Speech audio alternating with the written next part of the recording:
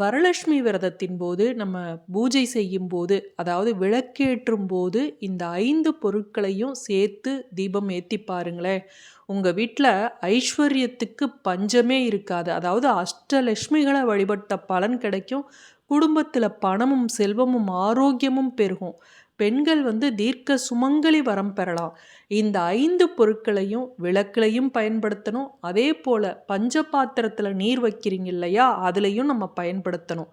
இன்றைய தினம் நீங்க விரதம் இருந்தாலும் சரி, விரதம் இருக்காட்டியும் சரி, மகாலட்சுமியை நினைத்து பெண்கள் வீட்ல விளக்கேற்றி வைத்து, மகாலட்சுமி படம் எல்லார் வீட்லயும் இருக்கும். அந்த படத்துக்கு முன்பு இந்த தீபத்துல இந்த 5 பொருட்கள சேர்த்துட்டு, அந்த தண்ணீர்லயும் இந்த 5 பொருட்கள சேர்த்துட்டு, நீங்க பூஜை செய்து வழிபாடு செய்து பாருங்களேன். உங்க வீட்ல எவ்வளவு வறுமை இருந்தாலும் சரி, அஷ்ட ஐஸ்வர்யங்களும் உங்க வீடு தேடி வரும். பரம ஏழை கூட பணக்காரனாக முடியும். உங்க வீட்ல இந்த வருடம் வரலட்சுமி விரதம் இருக்க முடியல, உறவினர்களோட மரணம் காரணமாக ஒரு வருஷம் பண்டிகை தள்ளி போகுது, கடைபிடிக்க முடியல அப்படின்னாலும், பக்கத்து வீடுகளில் நடைபெறக்கூடிய பூஜைகளில் நீங்கள் தாராளமாக கலந்து கொண்டு வழிபடலாம். அந்த மாதிரி நீங்கள் விரதம் இருக்க முடியல அப்படின்னாலும், நீங்கள் இன்றைய தினம் நீங்கள் விளக்கேற்றி வைத்து அந்த விளக்கில் இந்த 5 பொருட்களை சேர்த்து வைங்க. பஞ்சபாத்திரத்தில் இன்றைய தினம் இந்த 5 பொருட்களை சேர்த்து வைங்க. அதே போல் இன்றைய நாளில் 5 இலைகளை நம்ம கட்டாயமாக பயன்படுத்தணும். நீங்கள் விரதம் இருந்தாலும் சரி, இருக்கலைனாலும் சரி, 5 இலைகளை பயன்படுத்தணும். அது என்னென்ன அப்படிங்கிறதையும் இந்த பதிவில் தெரிஞ்சுக்கலாம். மாதவிடாய் காரணமாக உங்களால் இந்த வாரம் செய்ய முடியல அப்படின்னாலும், நீங்கள் அடுத்த வெள்ளிக்கிழமை 28ஆம் தேதி, ஆகஸ்ட் 28ஆம் தேதி வெள்ளிக்கிழமை இந்த பூஜையை செய்யலாம். பூஜை செய்யும்போது இந்த பொருட்களை மட்டும் மறந்துடாதீங்க. பூஜை முடிந்து சரடு கட்டி கொள்ளும் முன்பு வரலட்சுமி விரத மகிமையை கட்டாயமாக படிக்கணும். அப்போ தான் இந்த விரதத்தோட விசேஷ பலன்கள் நமக்கு கிடைக்கும். அந்த சரடு கட்டி கொள்ளும் போது மூத்த சுமங்கலி பெண்ணோ அல்லது கணவரோ அவங்க தான் கட்டி விடுவது நல்லது. அதே போல் இன்றைய தினம் 3 வரிகள், அந்த வரிகளை கட்டாயமாக நீங்கள் மகாலட்சுமி விரதம் அன்று உச்சரிக்க வேண்டும். அது என்னென்ன அப்படின்னு நான் சொல்கிறேன். இப்போ நம்ம அன்றைய தினம் கட்டாயமாக பயன்படுத்த வேண்டிய இலைகள் அப்படின்னு நான் சொன்னேன் இல்லையா? அதை முதல்ல நம்ம தெரிஞ்சுக்கலாம். முதல்ல துளசி. இந்த துளசியை நீங்கள் கட்டாயமாக இன்றைய நாளில் பூஜை அறையில் பயன்படுத்தணும். அடுத்தது பார்த்திங்கன்னா வில்வம். இந்த வில்வத்தை நான் சொல்லியிருக்கேன், மகாலட்சுமி வாசம் செய்யக்கூடியது. இன்றைய தினம் இந்த வில்வத்தை கட்டாயமாக நம்ம பூஜை அறையில் பயன்படுத்தணும். அடுத்தது பார்த்திங்கன்னா மாவிலை. வீட்டில் மாவிலை தோரணம் கட்டியிருக்கணும். வெள்ளி செவ்வாயில் மாவிலை தோரணம் எந்த வீட்டில் கட்டுறோமோ அந்த வீட்டில் எந்த கெட்ட சக்தியும் உள்ள அணுக முடியாது. நேர்மறை சக்தி அதிகமாகும். அதுவும் இந்த நாள் வரலட்சுமி விரதம், மகாலட்சுமி கடாட்சத்தை பெற்றுத்தரக்கூடிய நாள். இந்த நாளில் இந்த மாவிலையை நம்ம கட்டாயமாக பயன்படுத்தணும். அடுத்தது பார்த்திங்கன்னா வெற்றிலை. நீங்கள் விரதம் இருந்தாலும் விரதம் இருக்காட்டியும் சரி, வீட்டில் 2 வெத்தலைப்பாக்கு 2 வாழைப்பழத்தை சாமிக்கு நைவேத்தியமாக நீங்கள் வைங்க. அடுத்தது விரதம் இருக்கிறவங்க இன்றைய தினம் கட்டாயமாக வாழை இலையில் நைவேத்தியம் வைத்து நீர்வழாவி சாமி கும்பிடுவோம்.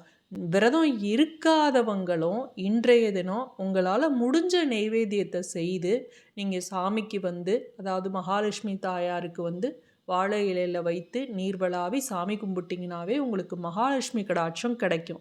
சரி, இன்றைய தினம் சுவாமிக்கு தண்ணீர் வைப்பீங்கல்ல, அந்த தண்ணீர் நீங்கள் அந்த கேன் தண்ணி இருக்குல்ல, அதெல்லாம் நீங்கள் பிடிச்சி வைக்காதீங்க. அந்த கேன் தண்ணி எத்தனை நாள் தண்ணியோ தெரியாது. அதை பஞ்சபாத்திரத்தில் வச்சாலும் சரி, ஒரு சொம்புல வச்சாலும் சரி, அந்த தண்ணியை வைக்காதீங்க.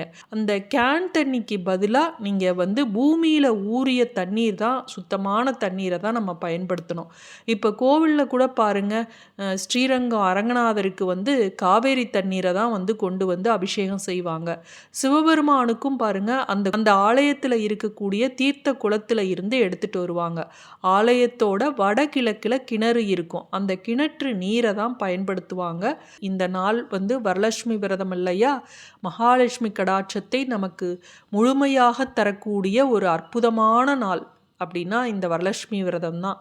இந்த வரலட்சுமி விரதம் அன்று சுத்தமான பூமிக்கடியில் ஊறிய தண்ணீர், அது நீங்கள் காவேரி தண்ணீர் உங்கள் வீட்டு பைப்பில் வந்தாலும் சரி, போரில் வரக்கூடிய தண்ணீராக இருந்தாலும் சரி, ஆனால் கேனில் இருக்க தண்ணியை நீங்கள் பயன்படுத்தாதீங்க. இந்த தண்ணீர்ல நம்ம சேர்க்கக்கூடிய பொருட்கள் அப்படிங்கிறது ஒரு லக்ஷ்மி கடாட்சத்தை தரக்கூடியது. அதுவும் இன்றைய தினம் நம்ம இத சேர்க்கிறோம் அப்படின்னா, லக்ஷ்மியோட அருளும், அஷ்டலக்ஷ்மியோட அருளும், சுக்கிரனோட அருளும் நமக்கு கிடைக்கும். வெள்ளிக்கிழமை அப்படின்னாவே சுக்கிர பகவானுக்கு உரிய நாள் அல்லவா? இந்த சுக்கிரன் தான் நமக்கு பொன், பொருள், ஆடம்பர வாழ்க்கை அனைத்தையும் கொடுக்கக்கூடிய ஒரு தெய்வம். அதனால இந்த நாள்ல நம்ம இந்த தண்ணீர்ல சேர்க்கக்கூடிய பொருட்களும் ரொம்ப ரொம்ப முக்கியம். இந்த தண்ணீர்ல முன்னோர்கள் தெய்வ கடாட்சத்துக்காக, தெய்வீக சக்தியை அதிகரிப்பதற்காக சொன்னாலும், இதில் இருக்கக்கூடிய பொருட்கள் நம்மளுடைய ஜீரண மண்டலம் நல்லா இருக்கிறதுக்காக நம்ம சேர்க்கக்கூடிய பொருட்கள்.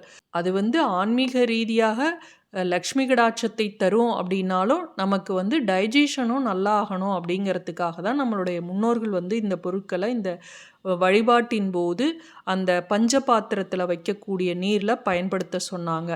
ஒரு ஏலக்காய் எடுத்துக்குங்க, ஒரு கிராம்பு, பச்சை கற்பூரம் சிறிது, அடுத்ததாக டைமண்ட் கற்கண்டு இருக்கு இல்லையா, அது, பட்டை, சுருள் பட்டை தான் பயன்படுத்தணும். இந்த 5 பொருட்களையும் எடுத்துக்குங்க. இந்த 5 பொருட்களையும் நீங்கள் மிக்சியில் போட்டு ஏற்கனவே நீங்கள் பவுட்ரு பண்ணி வச்சுருந்தாலும் இந்த நாளில் நீங்கள் பயன்படுத்தாதீங்க. இதை ஒரு அம்மிக்கல்லோ அல்லது அந்த நம்ம பூண்டு தட்டுவோம் இல்லையா, அந்த கல்லுலேயோ வச்சு நல்லா தட்டிடுங்க. அந்த பொருளை தான் நீங்கள் இந்த தண்ணீரில் நீங்கள் பயன்படுத்தணும். அதே போல் உங்கள் வாழ்க்கையில் என்றைக்குமே பணப்பிரச்சனை அப்படிங்கிறது வரக்கூடாது.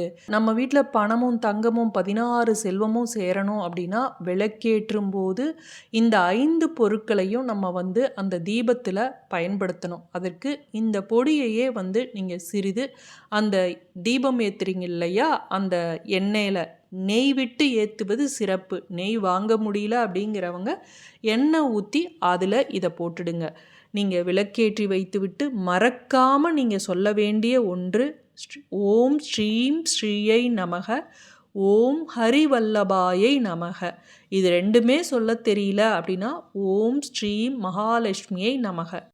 இந்த 3 வரிகளில் ஏதாவது ஒரு வரி நீங்கள் 108 முறை தொடர்ந்து ஒரு பூ, செவ்வரளியோ, பன்னீர் ரோஜாவோ, மல்லிகை பூவோ ஏதாவது எண்ணி 108 எடுத்து வச்சுக்கிட்டு நீங்கள் மகாலட்சுமி தாயார் படத்துக்கு முன்னாடி இந்த மாதிரி தீபம் ஏற்றி வச்சு, இந்த மாதிரி தீர்த்த தண்ணீர் வைத்து, நீங்கள் இந்த 5 இலைகளை பயன்படுத்தி நீங்கள் பூக்களை போட்டு அர்ச்சனை செஞ்சீங்க அப்படின்னா, பரம ஏழை கூட பணக்காரனாக முடியும்.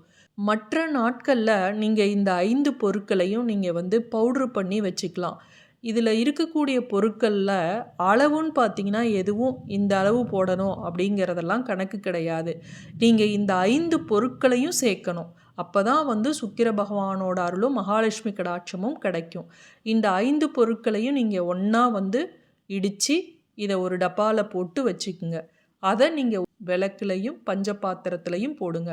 அது காமாட்சி விளக்காய் இருந்தாலும் சரி, குத்து விளக்காய் இருந்தாலும் சரி, அகல் விளக்காய் இருந்தாலும் சரி, இந்த பவுடர் அதில் போட்டு ஏற்றி பாருங்க. உங்கள் வீடு கோயிலாக மாறும். நல்ல நறுமணம் இருக்கக்கூடிய இடத்துல மகாலட்சுமி கடாட்சம் இருக்கும்.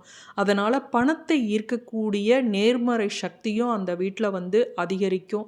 அதனால் 100% அடித்து சொல்கிறேன், இந்த பொருளை நீங்கள் பயன்படுத்தினீங்க அப்படின்னா 16 செல்வமும் உங்கள் வீடு தேடி வரும். மீண்டும் அடுத்த காணொளியில் சந்திக்கும் வரை நன்றி, வணக்கம்.